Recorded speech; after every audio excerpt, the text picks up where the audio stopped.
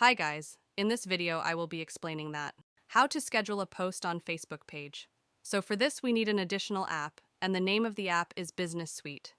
You can download this application from the Google Play Store, and I think it's also available on Apple Store. So simply download this application from the Google Play Store, as I already download this application. After downloading, tap on the option Open, and simply log in through your Facebook account into this Business Suite. As you see, I already log in with my Facebook account in Business Suite. That's why my business page is showing here.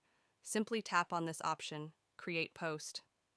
And after this, if you want to write something in your post, then simply write. Or you want to upload a video or a photo from gallery, then simply choose a picture. For example, I choose this picture. Now the next thing is hashtag. If you want to add, then simply add. And after this, tap on this option next. Now you will see the option on the third number. Schedule for later. Tap on this. Here is your schedule pot. If you want to post it today, then simply adjust time by yourself.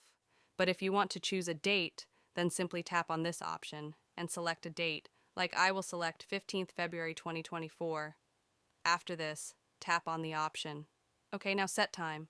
After setting up all these, tap on the option schedule and tap on this option schedule. Now it start processing.